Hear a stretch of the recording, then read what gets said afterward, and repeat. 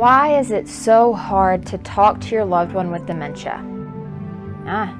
Because it's almost like learning a new language. So, let's go. I'll teach you about this new kind of language.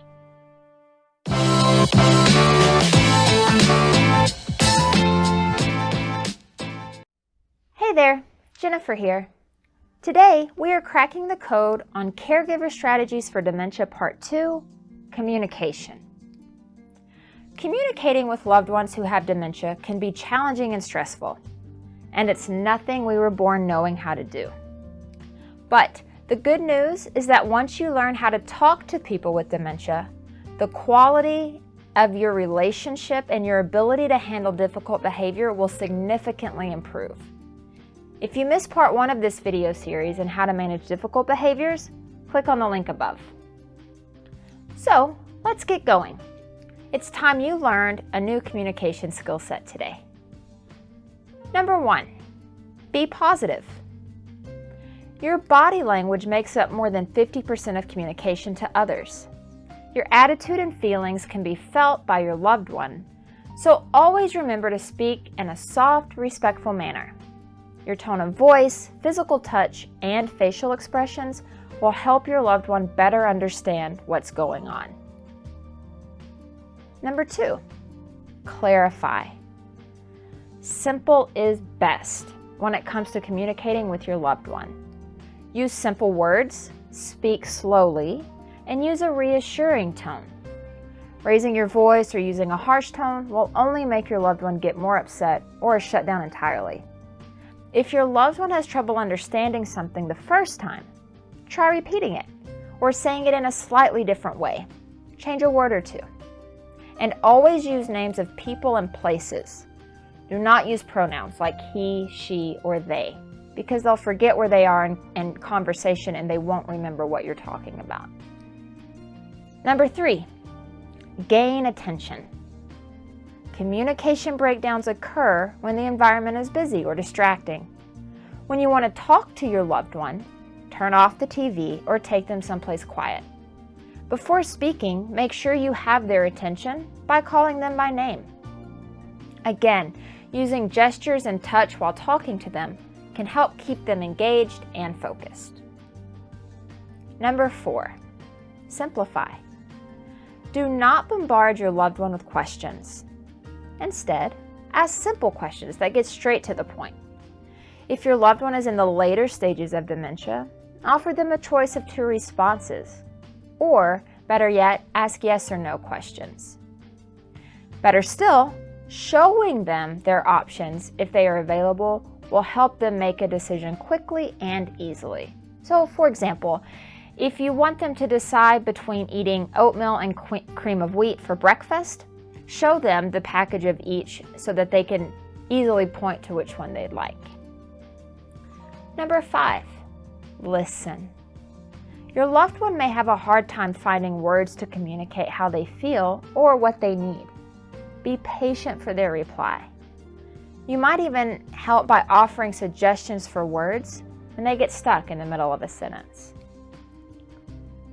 Number 6, deconstruct.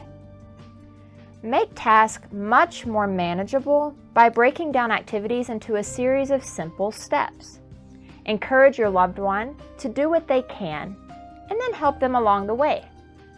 Also, using visual cues or touch can be even more beneficial than telling them what you want them to do, such as pointing to the sink when you want them to wash their hands, or placing the hand on the small of their back to remind them when it's time to get up. Number 7, redirect. It's bound to happen. Your loved one will become upset or agitated at times. When it happens, simply try to change the subject or environment. Suggest going for a walk or making a snack together. Play their favorite music. You can help redirect their attention and eliminate behavior by doing this. Also, I found that it's really helpful to have 2 or 3 distractions ready in your arsenal instead of trying to come up with something on the fly. Number 8, reassure. As your loved one enters into the later stages of dementia and their confusion and anxiety worsen, they may begin having hallucinations or delusions. This causes them to misjudge reality and recall things that may have never happened. Please, no matter what you do, do not try to convince them that they are wrong, because in their mind, they're not. This will only escalate their behavior. So instead, stay focused on their feelings and respond with verbal and physical expressions of comfort, support, and reassurance. It could literally be as simple as holding their hand to get them through. Just show them that you're on their side. Number 9, reminisce. This one is key, and it's a good way to spend an afternoon. Your loved one with dementia has the most difficulty with their short-term memory. That means they may not be able to remember what they had for lunch just after eating it, but their long-term explicit memory remains intact for much, much longer. So, have them tell you stories of things that happened years or even decades earlier. Using old picture albums or finding pictures of popular items from the 30s, 40s, 50s, and so on can also be a good way to start a conversation. And number 10, laugh. You must maintain your sense of humor. Find things that are funny or amusing and have your loved one delight in laughing along with you.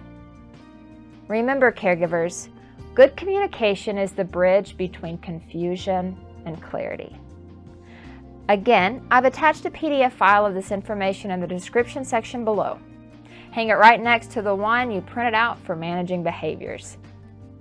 If you're new to these videos and like what you hear, subscribe to my channel and let me know in the comment section if there are things related to dementia that you would like to learn more about.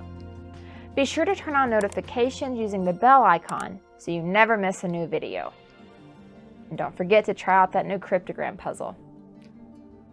Until next time, good luck cracking the code.